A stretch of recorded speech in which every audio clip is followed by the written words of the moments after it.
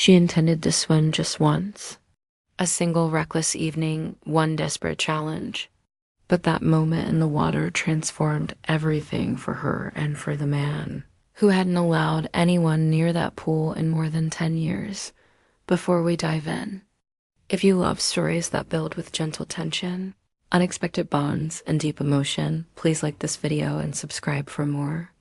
You won't want to miss what unfolds next. They gave me 10 minutes to make my choice. I can still picture Ben Parker lounging against his father's Mercedes, drinking from a red Solo cup as if we were all teenagers again. His smile seemed warm but tasted bitter. "It's really not that difficult," he said. "Just a quick swim, cross the pool and back out. I'll even keep time for you." The group erupted in laughter. Their voices bounced off the oak trees that bordered the Hale property like sentries protecting secrets. These were the children of families who controlled this town. I was the daughter of a seamstress with heart problems and a second mortgage on a shop nobody frequented anymore. "Then," I said quietly, "please leave my mother out of this." He shrugged. "Then prove how much she means to you." They treated it like entertainment, a prank. But I'd witnessed Caleb slashing our delivery van's tires the previous week.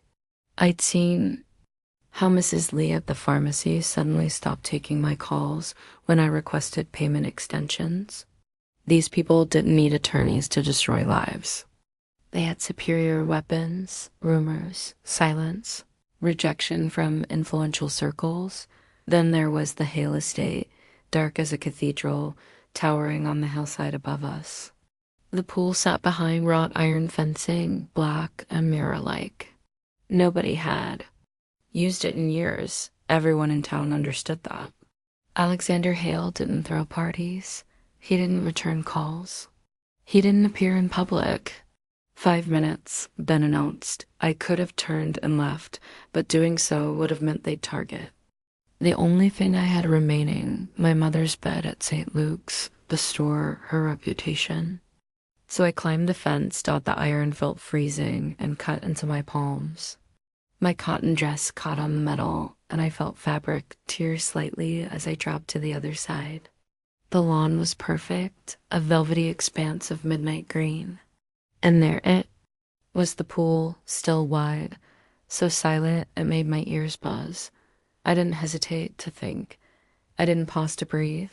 I ran up, my feet struck the concrete edge, and I plunged in. The cold slammed me like a punch to the ribs. My lungs seized. My heart skipped. For a moment, I wondered if I might not make it across, not because I couldn't swim, but because I hadn't anticipated it would feel like drowning in humiliation. Swam regardless. Stroke, breathe, stroke. My dress billowed around me, the thin material twisting like kelp, pulling against my skin. The water reeked of chlorine and metal. My arms burned before I reached the halfway point. I kept my eyes closed until I felt the wall against my fingertips. When I hauled myself out, my knees struck the concrete hard. I looked down at myself soaked, trembling, dripping shame. Then the light flickered on, a soft mechanical click, and suddenly the patio was bathed in warm white glow. I turned, blinking, freezing, and there he stood on the stone steps. Barefoot, shirt unbuttoned at the throat, sleeves pushed up just enough to reveal forearms built by labor, not vanity. Tall still. His eyes were darker than the water I'd just escaped and sharper than the cold still. Burning under my skin, Alexander Hale. I knew him instantly, though I'd never seen him up close.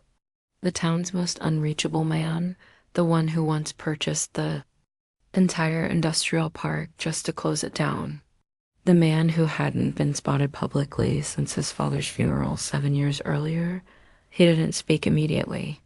He didn't move, just stood there studying me like I was a creature that had wandered into a world not meant for her. "What's your name?" he asked finally, voice low, almost detached. I swallowed. "Grace." He tilted his head slightly. "Grace what? Miller?" He Nodded slowly once, not in recognition, but as if storing the information for later use. I waited for him to raise his voice, summon security, deliver some cutting, elegant threat. But he D-I-D in single quotes T-dot instead. He looked at me, wet, humiliated, catching my breath like a thief, and said quietly, "Next time you fall, ensure it's worth climbing back up." Then he turned, walked up the steps, and vanished into the house. No storm, no questions, no punishment, just a sentence that landed harder than any slap could have.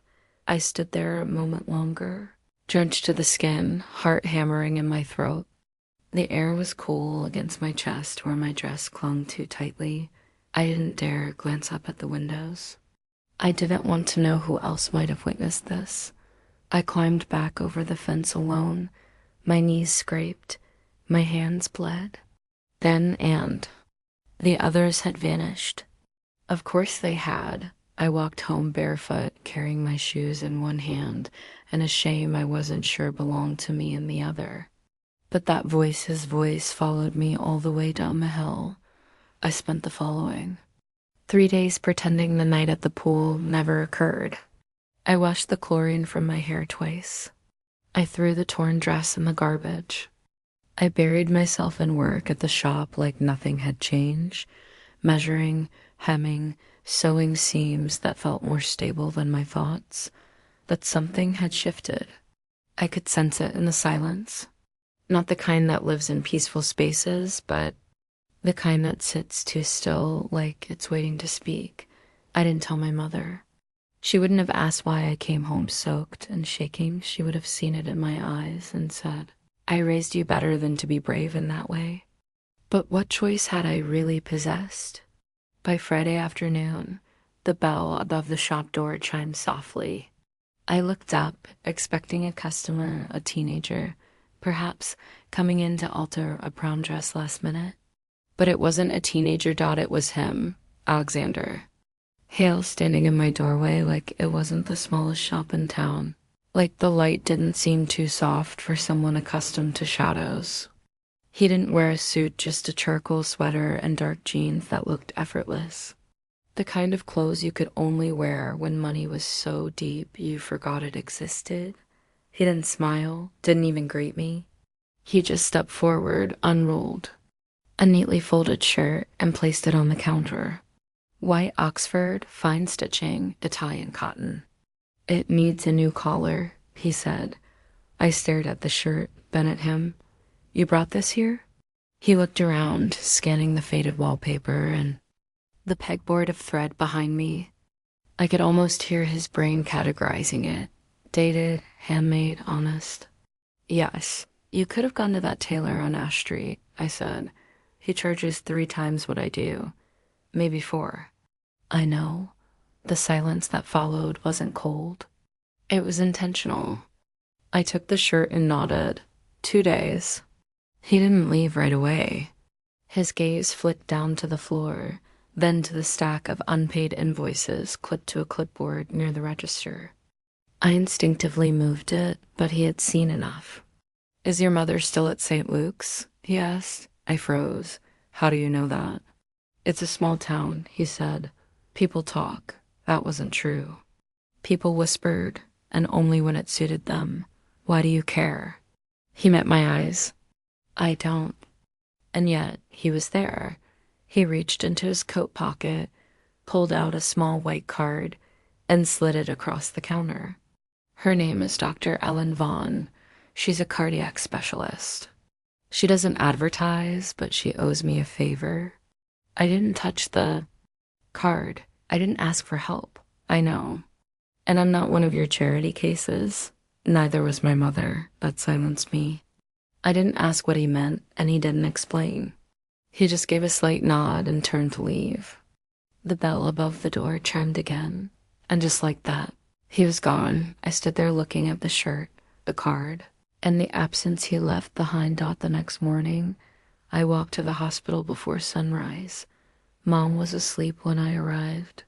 Her skin was thinner than I remembered, and the curve of her spine made the bed appear too large.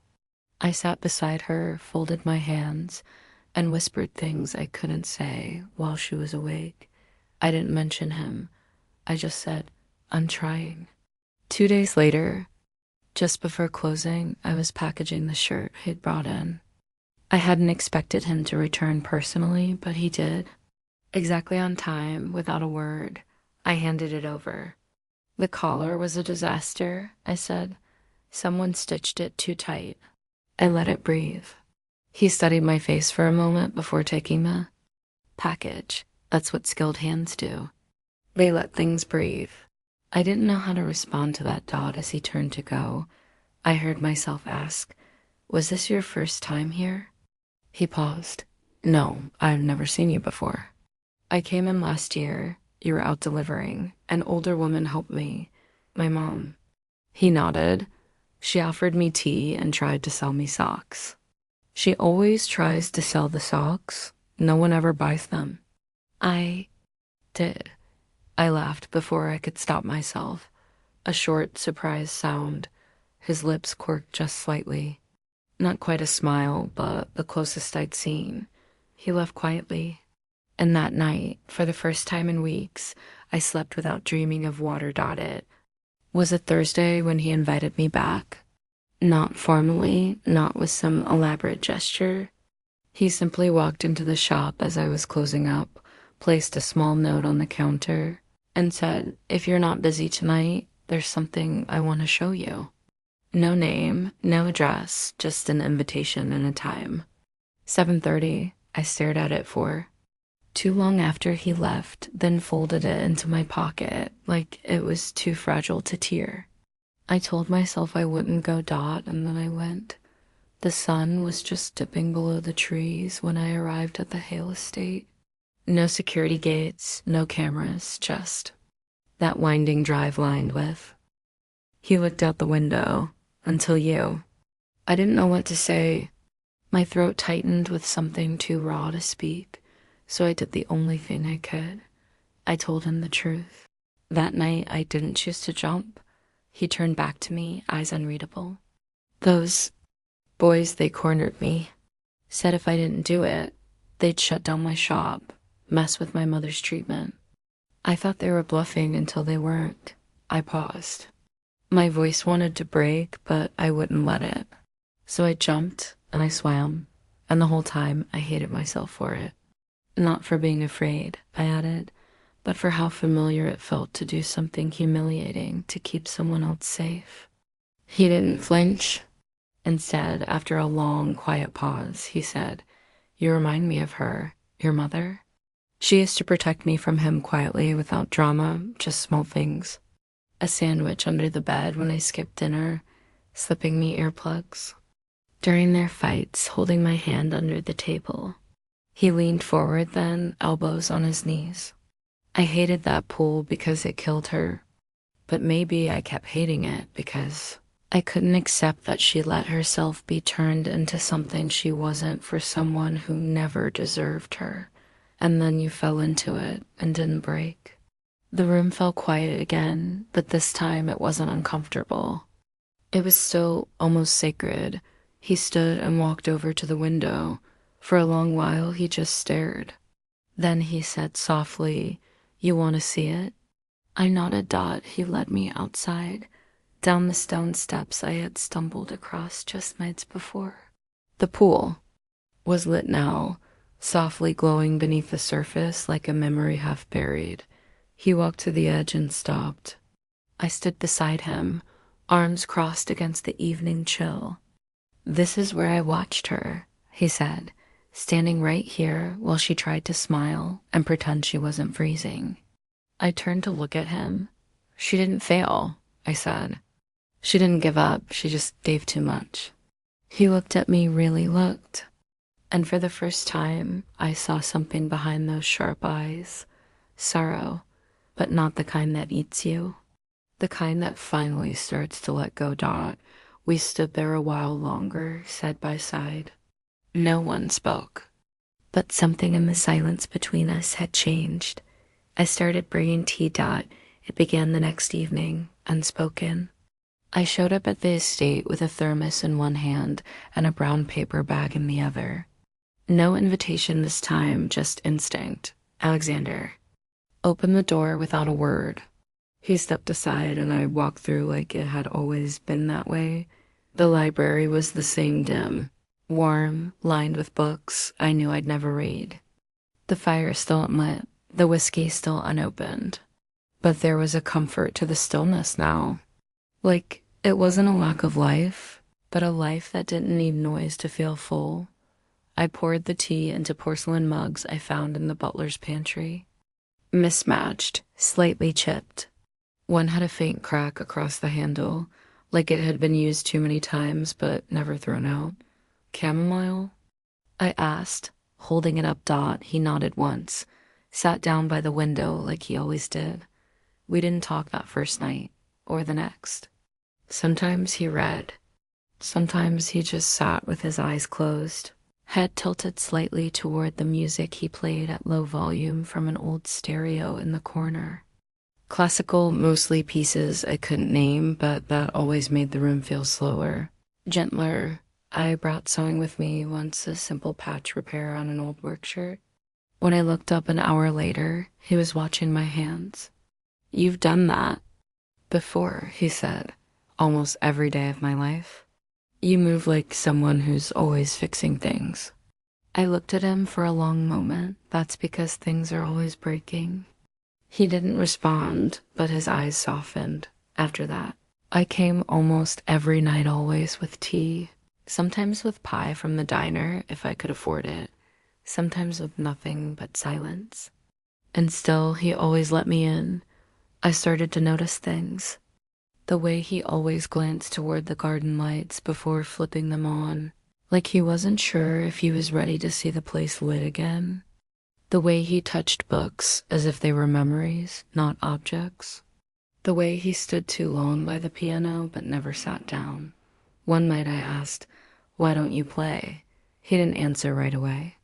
"My mother's hands were small," he said finally, "but they filled this house. When she died, the music left with her." "Did you play too?" He nodded, until I couldn't anymore. Because it hurt, because it echoed. I didn't push. I just poured more tea and sat with him until the room forgot to be sad. The 7th night, I came in through the side gate like usual. The garden lights were already on, but something was different. There was a small table set up on the patio near the pool, 2 chairs, a candle flickering against the breeze, and in the center, a plate of store-bought cookies and a bottle of honey. He stepped outside as I approached, hands in his pockets. "I tried to bake," he said. "I failed." I laughed, not politely, but freely, the kind of laugh that surprised even me. "You bought cookies?" "I burned the first batch, gave up." "That's fair." We sat down. For a while, we just ate in silence, the pool glowing softly beside us. It no longer looked like something dangerous, just a body of water trying to reflect the stars. "You don't talk about your father much," I said. He shook his head. "He was loud enough for 2. Is he still ... Dead, cancer, 5 years ago. I'm sorry. I'm sorry." He didn't say it cruelly, just plainly, like he'd said it so many times in his mind that the words no longer had shape. "He taught me how to build an empire," Alexander said, "and how to lose a soul doing it." I leaned forward slightly, elbows on the table. "And what are you doing now?" "Trying to unlearn everything he taught me." That night, as I gathered my things to leave, he walked me to the door for the first time. As I stepped out, he said quietly, "I haven't had someone sit with me in silence since my mother died." I turned. "And how's it going?" He looked at me, no armor for once. "It's the only part of my day that doesn't echo." The next night, when I came back, the fire in the library was lit, the music was louder, and the chipped mug had been replaced with 2 matching cups. It started with the storm, the kind that rolled in slow. Not thunder first, but pressure, thick air, the scent of static. I felt it long before the clouds broke. That evening, I stood on the porch of Alexander's house with rain in my hair and a weight in my chest I couldn't name. He opened the door. Before I knocked, his eyes flicked over me, wet from the downpour, hoodie clinging to my frame, eyes tired from too little sleep, and said nothing. Just stepped aside. I stepped in. The fire was already burning in the library. Low, steady, he must have started it an hour ago. The room smelled like cedar and orange peel. I peeled off the wet sweatshirt, left it draped over a chair. My cotton t-shirt underneath clung in patches to my skin. I didn't care. Neither did he. We didn't say anything for a while. He poured tea like always. We sat across from each other like always, but something had shifted, not the air, us. You don't have to come every night, he said. I know. But you do. So do you. He looked up, one brow slightly raised. You wait for me, I said simply. Don't deny it. He didn't. A log cracked in the fire. Outside, the rain picked up, now loud, steady, a rhythm against the windows. What are we doing, Grace? He asked Dot. It was the first time he'd said my name like that, soft, direct, like it meant something. I don't know, I said, but it's the only part of my life that feels like mine. He stood up slowly, walked toward me. I didn't move. When he reached me, he paused not because he was unsure, but because he was waiting for me to change my mind. ID and single quotes T. His hand cupped my jaw, thumb brushing a stray drop of water from beneath my cheekbone. His touch was warm, firm, not trembling. He kissed me once, soft, deliberate then. Again, deeper this time. Lips pressing with hunger he had never shown before. My hands found his chest, slid up around his neck, pulling him closer before I had time to think. His breath hitched as I pressed into him. His arms circled my waist, lifted me like I weighed nothing, and carried me from the library without a word. We didn't rush. He didn't tear. I didn't flinch. The bedroom was lit only by firelight leaking down the hallway. He set me on the bed like something fragile, not because I'd break, but because he didn't want to. I pulled my shirt off first, slowly, his eyes never left mine. He undressed in silence, not with showmanship, but with purpose, like he'd done it 1,000 times before, but never like this. When he climbed into bed beside me, there was no hesitation, no performance, just hands, mouth, skin. His fingers traced the slope of my collarbone before sliding down my side. He kissed my throat, then my chest, then my ribs. Not hurried, not asking permission, just exploring. My breath caught as he found the inside of my thigh, his voice low, against my skin. Tell me if you want me to stop. I don't. Then let me. He pushed into me slowly, eyes locked on mine. I gasped, part pain, part disbelief. He stilled, kissed my mouth again, waited. I nodded, and then he moved. Each thrust was deliberate, measured, building heat where there had only been silence. My hands gripped his back. His breath stuttered against my ear. You feel like peace, he whispered. I bit my lip, pressed my forehead into his. You feel like fire. We moved together, not rhythmically, not gracefully, but with need. Raw, imperfect, true. When I came, I wasn't quiet. And when he followed, he buried his face on my shoulder and didn't say a word for a long time. After we lay in stillness, his arm wrapped beneath my head. My fingers traced the line of his chest, slow and steady. I didn't ask what this meant. He didn't say I love you, but neither of us reached for distance. He fell asleep before I did. I lay awake listening to the rain, memorizing the way he breathed, even, calm, human. Not the untouchable man I had feared that night by the pool, but a man who had chosen. Finally, to touch back, I didn't sleep at the estate again. Not because he asked me to leave, he didn't. Not because something went wrong, nothing did. That was the problem. Everything had gone to right dot when I woke. The fire was still glowing, low on the hearth. Alexander was already up, standing by the window, shirt on, tie undone. The sky outside was gray with morning fog. He turned when he heard me shift. Coffee? I nodded, pulling the sheet a little tighter around myself. There was something almost funny about it, how last night we hadn't needed clothes or caution. And now, in the daylight, I felt like a guest again. He returned with 2 mugs, black, no cream. I didn't know how you take it, he said. This is fine, I replied. We sat on the edge of the bed, a small space between us that neither of us tried. Too close. I should check on my mom, I said after a few sips. Of course, I have some orders due this afternoon. I'll drive you back, he said. It sounded like a courtesy, not a plea dot, so I declined like a courtesy too. It's okay. I can walk. He paused, then nodded. Just once, when I left, he didn't kiss me. And I didn't ask him to. The shop was quiet that day, the kind of quiet that felt pointed, like the air knew something I didn't. I worked through a pile of alterations, my hands mechanical, mind floating dot at.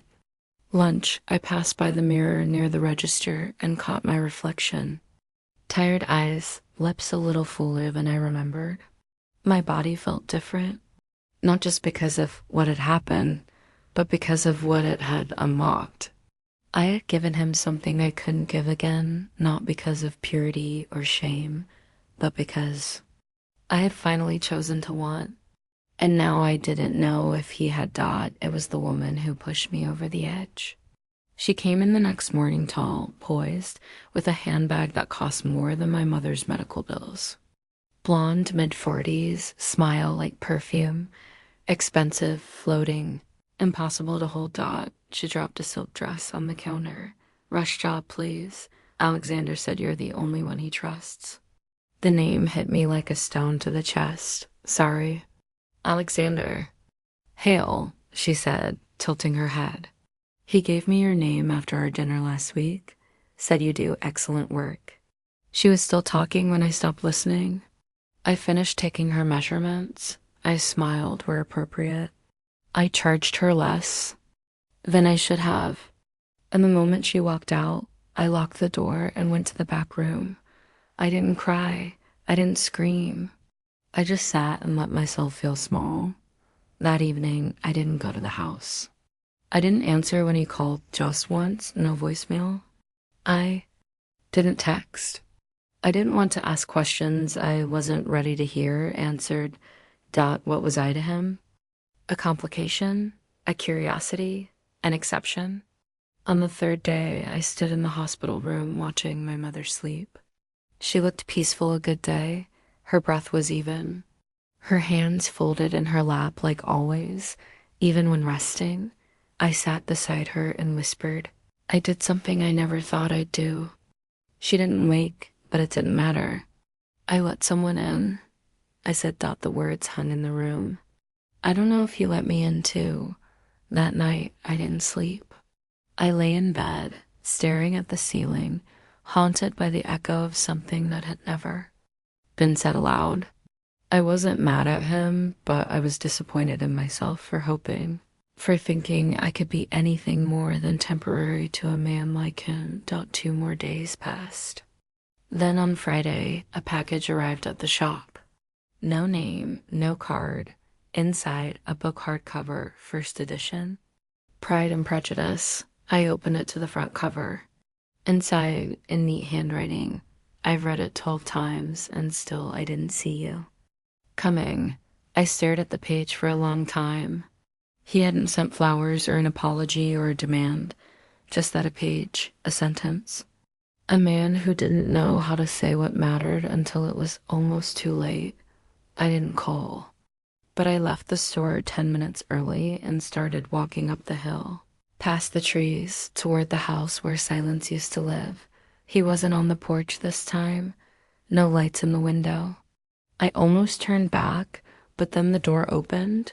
He looked the same, tired, careful, hoping too hard not to show it.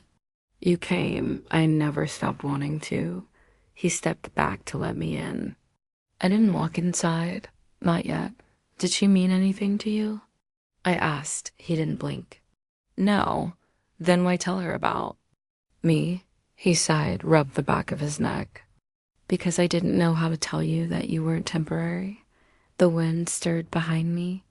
Leaves skittered on the porch. I stepped closer. And what am I? He looked at me like he was memorizing the answer before saying it out loud. The first thing that feels permanent in a life I've spent trying to erase. And this time when I kissed him, it wasn't out of want. It was out of belief. She passed in the early hours of a Sunday morning. The nurse said it was peaceful, a long exhale, then stillness. I wasn't there. I had just left 2 hours before, promising I'd return with her favorite pastry, the one with the lemon glaze from that old bakery near the train tracks. I never brought it. When the hospital called, I stood in the middle of the shop holding a pin between my fingers and didn't move for almost 5 full minutes, not because I was shocked, but because I already knew. The funeral was quiet, just a few friends, a pastor who mispronounced her maiden name, and the old women from our block who had once borrowed sugar from her kitchen without asking. I wore a plain black dress and didn't cry. Not then. Alexander came. He stood at the back in a navy suit and no tie. He didn't try to approach me during the service. He didn't speak, but I saw him, and I knew he saw me. Afterward, I sat on the church steps while the others filtered out. The wind was sharp that day, even for April. He walked over slowly, not like a man with answers, but like a man willing to stay in the question. She mattered, he said quietly, sitting beside me. I know. I'm sorry I never met her properly. She would have liked you, I said. I doubt that. You underestimate how much she respected honesty. He didn't respond, just sat there, hands clasped, staring straight ahead like he was giving me the space I couldn't ask for. Then he said, I brought something. He pulled a small envelope from his coat pocket and handed it to me. The nurse said, she asked them to hold it until you were ready. My hands trembled as I opened it. Inside, a letter folded neatly in thirds. Her handwriting slanted, graceful, familiar. Asterisk my grace. If you're reading this, it means you've lost something. And I'm sorry for that. But I hope you know I never wanted to hold you back. Not from love, not from life, not from the big, terrifying choices that make us feel awake. I watched you hold this family together with both hands while the world tried to pull it apart. I saw you trade your time, your laughter, your dreams just to keep us afloat. I never said it enough, but I saw you. I saw every kindness, every silence, every stitch, and I hope, wherever I am now, that you're finally choosing something just for yourself. If you found someone, really found him, don't look away. Don't talk yourself out of joy. Love isn't clean. It's not quiet, but it is worth the noise. You don't have to be strong for me anymore. Be free. All my love. Mom asterisk, I read it once. Then again. The third time, I let it break me. I folded into myself, letter clutched in both hands, and let the tears come. Not graceful ones, not poetic, just real, shaking, unfiltered. Alexander didn't try to stop them. He didn't speak. He just moved a little closer, his shoulder against mine, and stayed. That night, I didn't return to the shop. I didn't go home. I went with him. We didn't. Cypress trees and a silence thick enough to hear my own shoes crunching on gravel. The door opened before I knocked. Alexander stood there holding it like he'd been waiting. He didn't say, come in. He just stepped back. I followed. The house was beautiful in the kind of way that didn't want attention. All walnut paneling and tall, old-world windows. There were no portraits, no golden chandeliers, no signs of family, just space. Clean and sharp and lonely. He led me through a wide hall and into what looked like a library. Books, real ones, a fireplace that hadn't been lit in years, a bottle of whiskey unopened. And beyond the window, the pool. I flinched without meaning to. He noticed. "You can sit," he said, nodding toward the leather chair by the window. "What am I here for?" I asked. "A story? Mine?" I didn't know what to expect. Arrogance, maybe? But when he sat down across from me, something shifted in his face. The cold precision I'd come to expect gave way to something quieter. Regret, maybe, or memory. "My mother was a pianist," he began. "She wasn't from this world, not the money, not the country clubs, not the name, but my father, he liked to collect things that didn't belong." The bitterness in his voice was surgical, controlled. He made her take elocution lessons, forced her into tennis whites every weekend. She hated swimming, especially in cold water, said it felt like being buried alive. His jaw tightened. One winter before a company gala, he decided she needed to learn. He hired an instructor, told her the pool would make her one of them. I could already feel the ending in my gut, but I didn't interrupt. She got sick 2 weeks later, pneumonia. She never fully recovered. I was 15 when she died. He never apologized, never even visited her in the hospital. After she passed, I drained the pool, kept it empty for 5 years, then filled it again and never let anyone swim in it. Talk much that evening. We sat by the fire again, no tea, no music, just the sound of logs cracking as they settled into ash. I was so afraid, I told him, that I would become her giving everything until there was nothing left. He turned to me. "You didn't, but I gave you everything." And I kept it. He reached for my hand, then held it like he meant it, like it was the only part of the room that wasn't burning. "What now?" I asked. He didn't hesitate. "Now you come home when you want to. You work if it brings you peace. And when the quiet hurts, you let me sit with you in it. No fixing, no fixing." We sat like that for a long time. And somewhere in that silence, the letter still warm in my coat pocket, I realized I didn't have to carry everything anymore. I didn't have to prove I was enough. I just had to let myself be chosen the way she'd hoped for me the next morning. I opened the shop late, not because I was behind, but because I wasn't rushing anymore. The sun was out. The window panes glowed like stained glass in the early light. Alexander came in around noon. This time he didn't bring a shirt or a quiet excuse, just a hand held out and a soft question. "Can